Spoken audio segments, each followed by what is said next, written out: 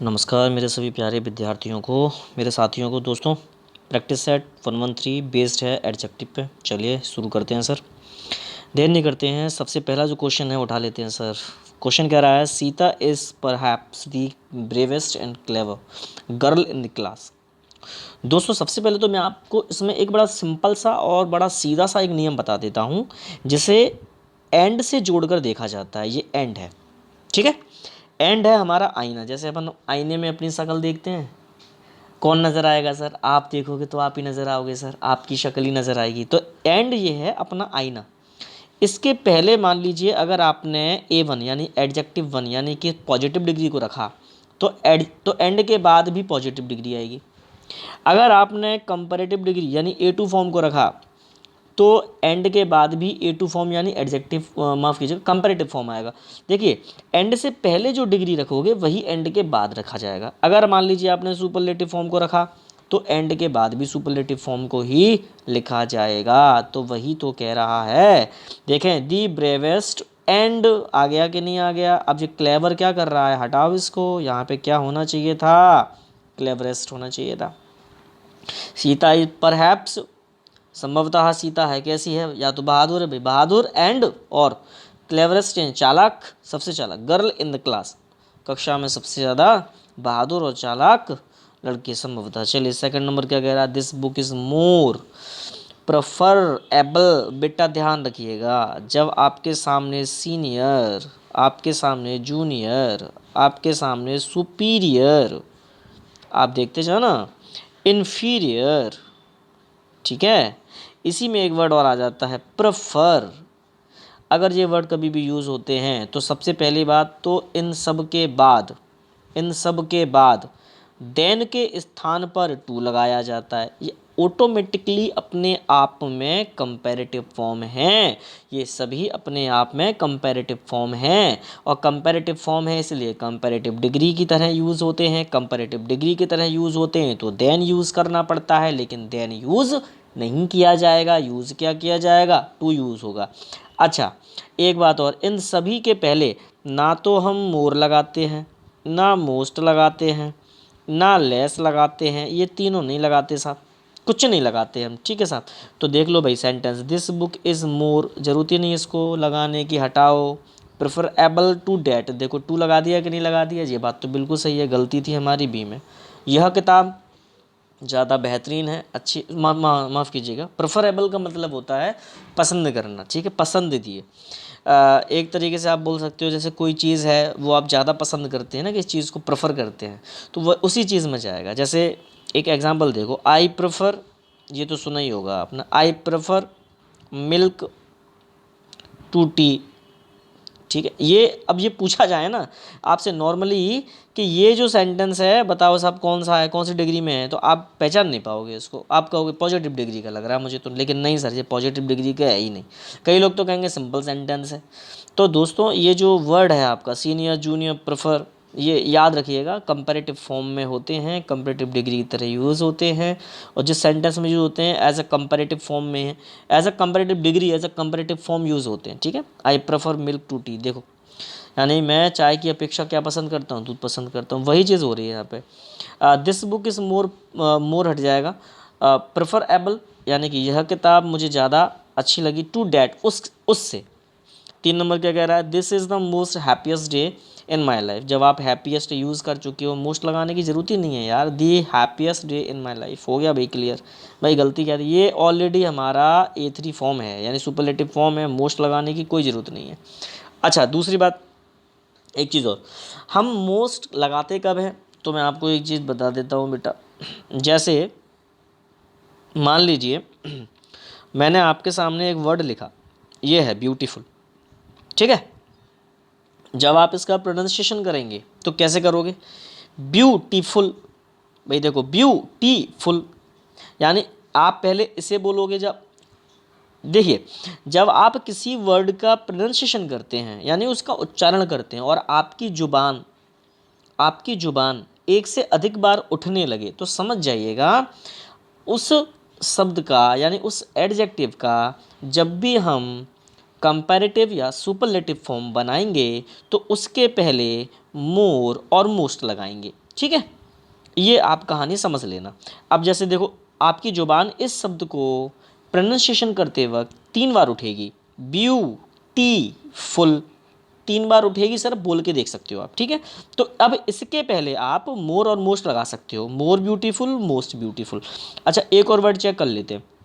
जैसे मान लीजिए आपने लिखा सर ग्रेट, ठीक, अब इसको बोल के देख लो आप।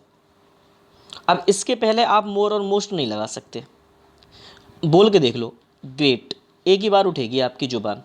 तो अब आप यहाँ पे मोर ग्रेट और मोस्ट ग्रेट नहीं कर सकते, ठीक है। तो इस बात का ध्यान रखिएगा आप। तो जब भी आप मोर और मोस्ट यूज़ कर रहे हैं ना, कंपैरेटिव डिग्री के लिए मोर और सुपरलेटिव डिग्री के लिए मोस्ट यूज़ कर रहे हैं, तो उनका फंडा हमेशा ध्यान रखिएगा कि कैसे लगेगा मोर और मोस्ट, ठीक है। तो यहाँ पे तो सर हमें ज़रूरत ही नहीं है, क्योंकि ऑलरेडी ये A3 फॉर्म यानी कंपैरेटिव डिग्री का है, तो मोस्ट हटा दो यहाँ से। This is the happiest day in my life, यह मेरी ज़िंदगी का सबसे खुशी वाला दिन है। चलिए सर, 4th नंबर देख लेते हैं। हालांकि बेटा ये जो 4th नंबर का जो क्वेश्चन है, मैं आपको पहले भी क्लियर करा चुका हूँ, ये रूल एक बार फिर से करा देता हूँ। इसको रट्टा मार लो, मैं फिर एक बार कह रहा हूँ, इसको रट्टा मार लो, रट्टा मार लो, रट्टा मार लो, ठीक है, प्लीज़ रट्टा मार लो। ये आपका जब भी यूज़ होगा हमेशा आपको कंफ्यूज करेगा, परेशान करेगा। रट्टा मार लो भाई, मैं फिर कह रहा हूँ आपसे, रट्टा मार लो, ठीक है। Of the two plus plural noun, बेटा इतना हिस्सा रहेगा, उसके बाद सब्जेक्ट आएगा, हेल्पिंग वर्ब या वर्ब रखोगे, फिर आप द लगाओगे और सीधा सीधा A2 फॉर्म रख दोगे। A2 फॉर्म का मतलब क्या हो गया, कंपैरेटिव फॉर्म, ठीक है। ये है पूरी कहानी। इस रूल को रट्टा मार लो, मैं फिर कह रहा हूँ, बहुत बार पेपर में आता है, हर तरह के पेपर में आता है, पूछा जाता है, और ये गलतियाँ यहाँ से बहुत निकलती हैं। ऑफ आएगा, द टू प्लूरल नाउन आएगा, सब्जेक्ट हेल्पिंग वर्ब या वर्ब द लगाओगे, लेकिन सुपरलेटिव डिग्री नहीं रखोगे। कौन सी डिग्री रखोगे, कंपैरेटिव की रखोगे। तो आ जाओ साहब, क्या कह रहा है, आउट ऑफ दीज 2 बुक्स, देखो आ गया कि नहीं आ गया, वही सारी चीज़ें घूम फिर के आ गई। आगे क्या कह रहा है, आई बाय दी लीस्ट, ये लीस्ट नहीं होगा, अब यहाँ पे क्या होगा, लेस होगा, ठीक है बेटा। ये लिटिल, लिटिल का कंपैरेटिव फॉर्म होता है और लीस्ट सुपरलेटिव फॉर्म होता है, किसका, लिटिल का, ठीक है। लिटिल से निकला है, लिटिल माने होता है थोड़ा या कम, ठीक है। तो लिटिल का ही कंपैरेटिव फॉर्म है लेस, और लिटिल का ही सुपरलेटिव फॉर्म होता है लीस्ट। तो लीस्ट यूज़ नहीं होना चाहिए, क्या यूज़ होगा, लेस, ठीक है दोस्तों। तो सेंटेंस में गलती आपको मिल गई होगी। आउट ऑफ दीज 2 बुक्स, इन 2 किताबों में से, आई बाय मैंने खरीदी, दी लेस कॉस्टली यानी कम कीमत वाली मैंने खरीदी। अच्छा 5 नंबर क्या कहता है सर, माफ़ कीजिएगा, 5 नंबर क्या कह रहा है सर, 5 नंबर कह रहा है, अरे भैया 5 नंबर कह रहा है चर्चिल वॉज ग्रेटर, ठीक है कोई दिक्कत नहीं, चर्चिल वॉज ग्रेटर। देखो बेटा A2 फॉर्म आ गया कि नहीं आ गया, कंपैरेटिव डिग्री हो गई, यानी चर्चिल बहुत अधिक महान था, देन भी ठीक है यार। एनी पॉलिटिशियन नहीं साहब, any use, simple any use नहीं होगा, एनी अदर यूज़ होगा, ठीक है। ये कंपैरेटिव डिग्री में ध्यान रखिएगा, एनी के साथ अदर लग के आएगा, any other politician of his time. तो गलती मिल गई सर मुझे, यहाँ पर सी में गलती थी, जो चर्चिल था वो बहुत ज़्यादा महान था। अन्य किसी राजनीतिक से ऑफिस टाइम, अपने समय में। चलिए सर 6 नंबर क्या कह रहा है, द डॉक्टर ऑब्जर्व, डॉक्टर ने देखभाल की, डैट द पेशेंट, उस मरीज की, वॉज ग्रेजुअली बिकमिंग वीक, बेटा वर्ब की 4th फॉर्म नज़र आए और उसके बाद में कोई एडजेक्टिव रखोगे तो वो एडजेक्टिव कंपैरेटिव डिग्री में ही रखना, ठीक है। वर्ब की 4th फॉर्म नज़र आए और कोई एडजेक्टिव रखना हो तो वो कंपैरेटिव डिग्री का ही रखना। तो सर यहाँ पर ये बिकमिंग आ गया और ये वीक हटा के लिख दो वीकर, ठीक है बेटा। तो the doctor observe that the patient was gradually becoming weaker, यानी जो डॉक्टर ने निरीक्षण किया उस मरीज़ का, वॉज ग्रेजुअली बिकमिंग वीकर, धीरे धीरे क्या हो रहा था, कमज़ोर हो रहा था। चले सब 7 number, the 2 first chapters of this book, बेटा सबसे पहली बात बता दूं, जब भी आप लिखते हैं फर्स्ट, सेकंड, माफ़ कीजिएगा, आप लिखते हैं साहब फर्स्ट, आप लिखते हैं साहब सेकंड, आप लिखते हो साहब थर्ड। बेटा ये जितने भी आप लिखते जाओगे जो भी है, इन सभी को कहा जाता है ऑर्डिनल नंबर। कौन से नंबर कहा जाता है? Ordinal number. तो सेंटेंस में जब भी ऑर्डिनल नंबर आपको दिखाई दे तो वो सबसे पहले रखना और उनके पहले हमेशा द लगाना, ठीक है। अच्छा, उसके बाद में 1 2 3 लिखते जाना। इन सबको कहा जाता है कार्डिनल नंबर। कौन से नंबर कहा जाता है? Cardinal number. सुनना बेटा, ऑर्डिनल नंबर रैंक बताते हैं, कार्डिनल नंबर हमेशा एक डिजिट बताते हैं, ठीक है, एक संख्या बताते हैं, एक क्वांटिटी बताते हैं। तो यहाँ पर जब भी आपको ऑर्डिनल और कार्डिनल साथ में दिखाई दें तो सबसे पहले ऑर्डिनल को रखना, फिर कार्डिनल को रखना और ऑर्डिनल के पहले हमेशा द लगाना। तो देखो बेटा, दी टू ये हो गया कार्डिनल और फर्स्ट ये हो गया ऑर्डिनल। तो यहाँ पर यही गलती होगी हमारी। तो यहाँ पे सेंटेंस में होना क्या चाहिए था? दी फर्स्ट टू, इतना होना चाहिए था। The first 2 chapters of this book, इस किताब के प्रथम 2 अध्याय आर इंटरेस्टिंग, रुचिकर हैं। 8 नंबर क्या कह रहा है? Not less than 2000 soldiers were killed in the battle. भैया एक बात बताइए, सबसे पहली बात तो जब आप लिख रहे हो 2000 सोल्जर्स, यानी कि ये हमारा काउंटेबल फॉर्म है। काउंटेबल फॉर्म को दिखाने के लिए हमेशा क्या यूज़ करते हैं? नो के साथ लगाओ आप फ्यूअर, नो फ्यूअर देन। बेटा ध्यान रखना, नो फ्यूअर देन ये कंडीशन हमेशा यूज़ होती है, ठीक है। अच्छा, आप यहाँ पर लेस कब लगा सकते थे? आप यहाँ पर लेस कब लगा सकते थे? जब हमारे पास अनकाउंटेबल नाउन होता। ये हमारा काउंटेबल नाउन है 2000 सोल्जर्स, ठीक है। तो यहाँ पे हम नो लेस यूज़ कर लेते। अच्छा, नॉट कभी यूज़ नहीं होगा, नो हमेशा यूज़ होगा, नो यूज़ होगा, ठीक है। ये नियम भी है, no fewer no less than, और देन हमेशा लग के ही आता है, ठीक है साहब। तो ध्यान रखिएगा इस बात का। ये हमारा कौन सा नाउन हो गया? हमारा काउंटेबल हो गया। तो यहाँ पे हो जाएगा नो फ्यूअर देन 2000 सोल्जर्स, 2000 सैनिकों से कम नहीं मरे, वर किल्ड मार दिए गए थे, इन द बैटल युद्ध में, ठीक है। यानी 2000 से कम नहीं मार दिए गए। कहाँ पर? अपने युद्ध में। चलिए सर 9 नंबर क्या करा? दी गर्ल सैड डैड दी प्रेफर, देखो फिर से आ गया प्रेफर ब्लू गाउन। बेटा देन यूज़ ही नहीं होगा, सीधी बात है, टू यूज़ होगा, अभी बताया मैंने आपको। तो क्या हो जाएगा? दी गर्ल सैड, लड़की ने कहा डैड की सी प्रेफर, वो पसंद करेगी या उसने पसंद किया है क्या? ब्लू गाउन को, टू द ब्लैक वन, यानी जो काला वाला था उस एक से ब्लू वाला गाउन उसने पसंद कर लिया। चलिए 10 नंबर क्या कह रहा है भैया? 10 नंबर कह रहा है it is easy to talk about a problem than. बेटा जब आप देन लगा रहे हो कंपैरेटिव डिग्री के सेंटेंस को आप यूज़ कर रहे हो तो यहाँ पे ईजी की जगह यूज़ कर दो ईजियर, ठीक है, क्योंकि ये हमारा कंपैरेटिव डिग्री का फॉर्म है, ठीक है। It is easier to talk about a problem, आसान, बहुत आसान है बात करना, देन टू रिजॉल्व इट, इसे हल करने से ज़्यादा बात करना आसान है। 11 नंबर क्या कह रहा है? 11 नंबर अभी वही थोड़ी देर पहले जो मैंने आपको बताई थी ऑफ द 2 सिस्टर्स वाली, वही वाला रूल आ गया इसमें, देख लो भाई। The Elder is more religious. यार क्यों लगा रहे हो मोर रिलीजियस हैं? जब आप मोर रिलीजियस लगा ही रहे हो तो एक बात बताओ, नियम क्या कह रहा था? ऑफ द 2 आएगा, आ गया, प्लूरल नाउन आएगा, आ गया, उसके बाद में सब्जेक्ट आएगा दी एल्डर, ये सब्जेक्ट है, ध्यान रखना। दी एल्डर, एल्डर माने होता है सर बड़े लोग, और यहाँ पे क्या होगा? यहाँ पे क्या हो गया सर?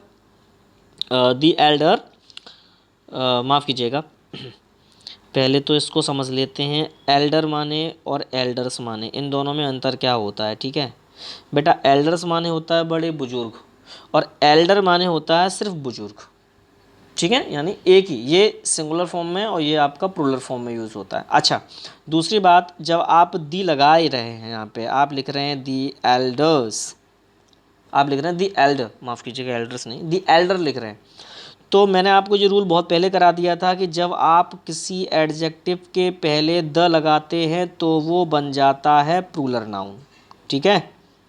तो बेटा अब एक बात ध्यान से सुनिए, यहाँ पे ये सब्जेक्ट हो गया दी एल्डर, यानी कि बड़े बुजुर्ग लोग, इस नहीं होगा, यहाँ पे होगा नंबर 1 आर, उसके बाद में आप लगाओ यहाँ पे द, अब लिखो यहाँ पे आप मोर रिलीजियस, अब सही है, अब कोई दिक्कत नहीं है, ठीक है बेटा। दी एल्डर की वजह से आर लगा और नियम में ही था हमारा द लगना, द के बाद में ही लिख सकते थे हम कंपैरेटिव डिग्री, तो लिख दी हमने, ठीक है साहब। क्योंकि देखो बेटा, जब आप रिलीजियस को पढ़ोगे ना तो आपकी ये जवान जो है वो 2 बार उठ रही है, पढ़ लो आप इसे, रिलीजियस 2 बार उठेगी आपकी, मे भी शायद 2 से ज़्यादा बार भी उठ जाए, आप चेक कर लेना। लेकिन मोर क्यों लगाएंगे, क्योंकि हमारी जुबान जो है प्रोनाउंसिएशन के दौरान उठ रही है। चलिए sir, of the two sisters, दोनों बहनों में से जो बड़ी वाली बहन है या बड़ी बहनें हैं, ठीक है। अच्छा, यहाँ पे इन्होंने जिस तरीके से लिखा हुआ है ना, ये सेंस पूरा गलती हो गया, तो यहाँ से यार द भी हटाओ, लिखने की ज़रूरत है नहीं अपन को। Of the two sisters the Elder is more religious. नहीं नहीं नहीं दोस्तों, ये बात बिल्कुल सही है अपनी, कि यहाँ पर लगाने की हमें ज़रूरत है नहीं, वैसे एल्डर ही काफ़ी था, Elder is more the more religious, इतना ही काफ़ी था। वैसे चल जाएगा ये सेंटेंस, कोई दिक्कत वाली बात नहीं है, आप चाहें तो यहाँ चेंज कर सकते हैं। चलिए खैर, इस सेंटेंस में ऑफ द टू सिस्टर्स, यहाँ तक दोस्तों अपना अर्थ बिल्कुल सटीक जा रहा है, यानी दोनों बहनें जो हैं आपकी, देखो ज़रा, टू सिस्टर्स यानी दोनों बहनों में जो बड़ी वाली है वो ज़्यादा धार्मिक है। तो द मत लगाओ यहाँ पे दोस्तों, चल जाएगा यहाँ पे सेंटेंस ये, इसको द हटा के भी लिखोगे तो यहाँ पे द, 2 गलती मिस्टेक आ सकती हैं, लेकिन जो सबसे ज़्यादा मेन गलती है वो यहाँ पे इसकी गलती है, रूल की गलती है, चल जाएगा दोस्तों। चलो 12 नंबर क्या कह रहा है, एक भी मिस्टेक हो गई तो सर पूरा काम तमाम हो जाता है, छोटी छोटी गलतियाँ होती है कभी कभी सेंटेंस में। चलिए, क्या कह रहा है सर, वैसे मैं आपको इसके बारे में एक चीज़ बता देता हूँ थोड़ा सा, कि मैंने जो आपसे बोला कि भाई छोटी छोटी गलतियाँ हो जाती हैं कभी कभी, हम जो टीचर्स होते हैं उनको भी इग्नोर करना पड़ता है। जैसे एक सेंटेंस देखना, मैंने कहा कि आई एम गोइंग मार्केट, ध्यान देना मेरी बात का है, और मैं आपसे कहूँ I am going to market, ठीक है, और फिर आपसे पूछूँ कि बताओ दोनों सेंटेंस सही के गलत, आप कहोगे सर नीचे वाला सही है सर, ऊपर वाला गलत है। मैं आपको क्लियर कर दूं, ये दोनों बातें सही हैं हमारी, ठीक है। तो ये ज़रूरी नहीं कि यहाँ टू ठोक दें तभी सही होगा, ठीक है। आई एम गोइंग, मैं जा रहा हूँ। अब यहाँ पर इतने हिस्से को कॉमा से पढ़ा जाता है, मार्केट, बाजार, तो इसलिए कभी कभी छोटी छोटी जो मिस्टेक्स होती हैं ना, ये भी इग्नोर करनी पड़ती हैं। हालांकि यहाँ चलो ठीक है यार। 12 नंबर क्या कह रहा है, चलो, महेश फील्स, महेश जो है महसूस करता है, डैट की हिज शर्ट इज सुपीरियर, यार देखो सुपीरियर आ गया, हटाओ इसको, देन को टू लगाओ यार, हो गया क्लियर। चलिए, सेंटेंस क्या था, महेश फील्स, महेश महसूस करता है, डैट की हिज शर्ट, उसकी जो शर्ट है, इज सुपीरियर बेहतरीन है, टू माई शर्ट, मेरी शर्ट से। अच्छा 13 नंबर क्या कह रहा है सर, 13 नंबर कह रहा है दी स्टैचू ऑफ बुद्धा, मैं बुद्ध का जो भगवान बुद्ध का जो स्टैचू है, इज़ द मोस्ट यूनिक, भैया भैया भैया मेरे सरकार, ये जो यूनिक लिख के आ गया है, सुनिए भाई, कुछ ऐसे एडजेक्टिव होते हैं जिनका कंपैरेटिव और सुपरलेटिव फॉर्म नहीं होता, कुछ ऐसे एडजेक्टिव होते हैं जिनका कंपैरेटिव और सुपरलेटिव फॉर्म नहीं होता, उनमें से एक यूनिक है, सुन लो भैया, यूनिक है, अनैनिमस है, ठीक है, चीफ है, ठीक है। अच्छा इसी में एक वर्ड और ले लो आप, परफेक्ट, बेटा ये भी है, परफेक्ट भी है, ठीक है, इम्पॉसिबल ये भी है, ठीक है। इस प्रकार के कुछ ऐसे शब्द हैं, कुछ ऐसे एडजेक्टिव हैं जिनका कंपैरेटिव और सुपरलेटिव फॉर्म नहीं होता है, ध्यान रखिएगा, कभी नहीं होगा, ठीक है। तो विशेष रूप से ध्यान रखिएगा, जब उनका कंपैरेटिव और सुपरलेटिव फॉर्म ही नहीं होता तो हमें क्या आवश्यकता पड़ रही है यहाँ पर द मोस्ट लगाने की, हटाओ इसको, काफ़ी है, इसी में गलती थी। The statue of Buddha as unique object in the museum, यानी म्यूज़ियम में एक अद्वितीय, एक क्या है सर, एक अद्वितीय वस्तु है, चलिए सर, मतलब वस्तु कह लो या एक तरीके से जो भी चीज़ है। 14 नंबर क्या कह रहा है, Ram is the tallest of all other persons in his country, कोई दिक्कत नहीं है साहब। एक बात बताओ सर, जब आप यहाँ पे लिख रहे हो superlative degree, Ram is the tallest, ठीक है, of all other person, other की जरूरत ही नहीं है बेटा, एनी अदर यूज़ करते थे अपन कंपैरेटिव डिग्री में, वहाँ पे यूज़ किया था, लेकिन ऑल के साथ जहाँ अदर लगाने की जरूरत नहीं, ऑल पर्सनस काफ़ी है, तुलना कर दी हमने, Ram is the tallest of all persons in his country. अपने देश में जो रामा है वो सबसे लंबे हैं, सभी व्यक्तियों में सबसे लंबे। चलिए 15 the history book is cheaper then good. यार काय को अत्याचार कर रहे हो यार, ये मैं आपको नियम समझा देता हूँ एक, ठीक है। जब एक ही नाउन या प्रोनाउन की दो विशेषताओं में तुलना की जाए, ठीक है, जब दो विशेषताओं में तुलना की जाए तो आप ध्यान रखिएगा जो सबसे पहले लिखी जाती है उसके पहले हमेशा मोर लगाते हैं, उसके पहले हमेशा मोर लगाते हैं, ठीक है। तो क्या हो जाएगा भैया, इधर इधर गलती क्या है आपकी, मोर चीप देन गुड, ये आपकी गलती थी। चलिए सरकार आगे तरफ बढ़ते हैं हम लोग। मोर चीप दैन गुड ये हो जाएगा। The history book is more cheap, यानी जो हिस्ट्री की जो किताब है वो ज़्यादा घटिया दैन गुड, अच्छे होने की अपेक्षा। 16 number I do not have some. यार एक बात बताओ, फिर से आ गया डू नॉट हैव, क्यों लगा रहे हो, एनी लगाओ। ये नियम मैंने आपको बहुत बार बता दिया, बहुत बार समझा दिया, ये फिर भी आपके दिमाग में ना बैठा हो तो सरकार आपको सल्यूट है। आई do not have any books, मेरे पास कोई उन किताब नहीं है सर, टू रीड पढ़ने के लिए, राइट नाउ अभी। चलिए सर आगे क्या बोल रहा है सर, 17 नंबर। अच्छा एनी के बाद में बुक्स बिल्कुल सही है, अगर किसी को बुक करना हो तो बुक भी कर देना, कोई फ़र्क नहीं पड़ेगा, क्योंकि एनी के बाद दोनों प्रकार के नाउन यूज़ होते हैं। या तो आप काउंटेबल फॉर्म में लिख लो या आप माफ़ कीजिएगा उसे, या तो आप सिंगुलर फॉर्म में लिख लो या प्लूरल फॉर्म में लिख लो, ठीक है। चलो सर 17 नंबर क्या कह रहा है, I am suffering from a tooth एक। अच्छा टूथ एक का मतलब क्या हो गया, टूथ एक का मतलब हो गया दांत का दर्द, ठीक है। And hence can not eat any thing. यार जब तुम यहाँ कैन नॉट यूज़ कर रहे हो तो समथिंग क्यों लगा रहे हो, एनी थिंग लगाओ ना बेटा। ध्यान रखना एनी वन समवन इन दोनों का भी यूज़ बिल्कुल सेम वैसे ही होना है। अफर्मेटिव में समवन, समथिंग, सम, नेगेटिव है तो any thing, any one, any, ठीक है। चलो मैं पीड़ित हूँ, काहे से पीड़ित हूँ भैया, मैं झेल रहा हूँ, मैं सह रहा हूँ, काहे से, जो टूथ एक यानी दांत का दर्द है वो सह रहा हूँ मैं। एंड हेल्स और इसलिए क्या है, कैन नॉट, ये कैन नॉट है, कॉन नॉट नहीं है, ठीक है, मिस्टेक है। Can not eat any thing में कुछ खा नहीं सकता। चलो भैया 18 नंबर क्या कह रहा है, no umpires, no umpires in the world is as respected as. बेटा देखो एज यूज़ हो रहा है यानी पॉजिटिव डिग्री, पॉजिटिव डिग्री जब यूज़ होती है तो no other, no other use होता है, no other plus singular noun, ठीक है। तो ये गलती है हमारी, no other umpire in the world, ठीक है, कोई अन्य एम्पायर दुनिया में, इज़ एज रिस्पेक्टेड उतना ज़्यादा सम्मानीय, एज उतना, Dickie, Dickie Bird of England, England का डिकी वर्ड है, पर उतना ज़्यादा सम्मानीय नहीं है जितना डिकी वर्ड है। डिकी वर्ड कौन सा है भैया, मैं तो मैच यार देखता तो हूँ, पर एम्पायर के नाम याद नहीं रहते हैं। चलिए 19 नंबर क्या कह रहा है भैया, ऑल रिन्यू लाइसेंसेस। भैया सबसे पहली बात तो नाउन के पहले जो भी चीज़ लिखी जाती है एडजेक्टिव आती है, ये नाउन की जगह नाउन थोड़ी लिखा जाएगा, रिन्यू को रिन्यूड कर दो। चलो ये हो गया सर, हमारा एडजेक्टिव हो गया, ये हमारा एडजेक्टिव हो गया। ध्यान रखना भैया वर्ब की, अगर आप किसी वर्ब की थर्ड फॉर्म यूज़ कर रहे हैं ना तो वो हमेशा एडजेक्टिव फॉर्म में कन्वर्ट होता है। रिन्यू माने होता है किसी चीज़ को दोबारा से नया बनाना, तो ये तो वर्ब था, वर्ब को भी थ्री में चेंज कर दो, एडजेक्टिव बन जाएगा। चलो भैया आगे क्या बोल रहा है, ऑल रिन्यूड लाइसेंसेस में be collected from the cashiers counter, यानी सभी जो नए बनाए हुए लाइसेंस से मे बी कलेक्टेड, उनको क्या किया जा सकता है, उनको एकत्रित किया जा सकता है from the cashiers counter, cash वाले काउंटर से। चलिए 20 number, I can not ask him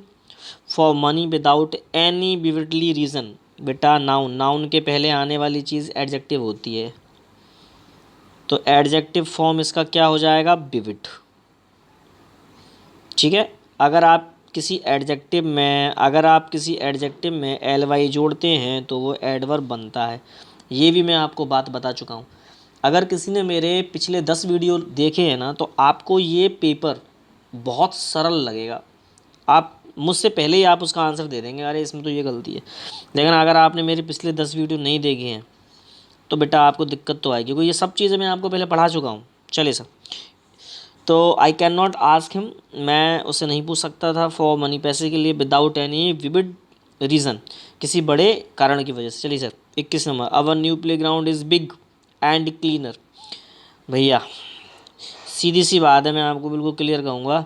and का नियम मैंने आपको भी थोड़ी देर पहले पढ़ाया था। एंड एक आईना है, जो उसके पहले आएगा वही उसके बाद आएगा। तो एंड के बाद में देखो भैया जी क्या आ रहा है, A2 फॉर्म आ रहा है, यानी कंपैरेटिव फॉर्म आ रहा है। ध्यान लगाइए हमारे पास पहले से ही। तो ये बिग की जगह बिगर कर दो ना यार, बिगर कर दो इसको, सिंपल सी बात है। लो भैया A2 फॉर्म दोनों जगह आ गई, bigger and cleaner than theirs.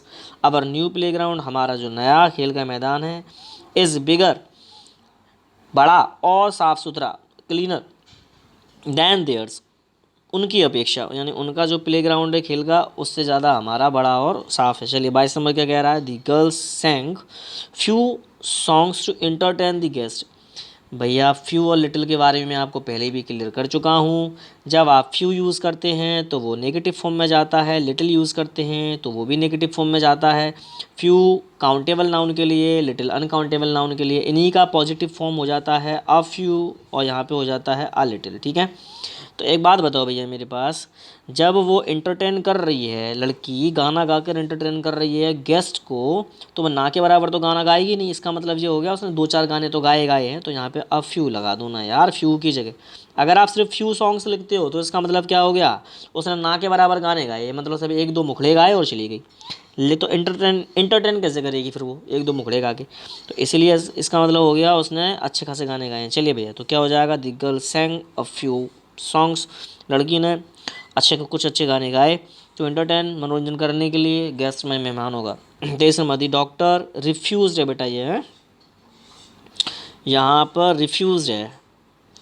ओहो, ठीक है, रिफ्यूज़ड है, डॉक्टर ने मना कर दिया टू गिव एनी मेडिसिन, क्या करने से, कोई भी दवा देने से, as there was a little hope of his recovery. एक बात बताओ भैया, जब उसके चांस ही नहीं है सही होने के, डॉक्टर ने तभी तो मना किया होगा। तो अ लिटिल क्यों लगा रहे हैं हम लोग यार, लिटिल लगाओ ना इधर यार, मतलब ना के बराबर आशा है उसके सही होने की, इसलिए डॉक्टर ने मना कर दिया दवा देने से, सीधी सी बात है। तो क्या हो जाएगा, दी डॉक्टर रिफ्यूज, ये गलत है, थोड़ा सा सुधार लेना है इसको, हैं। तो the doctor refuse to give any medicine, किसी भी डॉक्टर ने कोई भी दवा देने से मना कर दिया, एज क्योंकि देयर वॉज लिटिल होप, ना के बराबर आशा थी उसके सही होने की। चलो भाई, Amrita, Amrita was over burden. जब आप बॉजवल लगा रहे हो तो या तो एडजेक्टिव फॉर्म दे दो मुझे, एडजेक्टिव फॉर्म दे दो आप मुझे। एडजेक्टिव फॉर्म नहीं है तो एडजेक्टिव फॉर्म बनाओ, जब कोई वर्ब आ जाती है तो उसे एडजेक्टिव फॉर्म में कन्वर्ट करो। ठीक है, और वैसे भी मैं आपको बता दूं, ये बाय हिज ऑफिस वर्क, देखो लिखा आ गया कि नहीं आ गया, यानी सेंटेंस पैसिव में है। पैसिव में तो आप जानते हो वर्ब की थर्ड फॉर्म वैसे भी लगानी पड़ती है।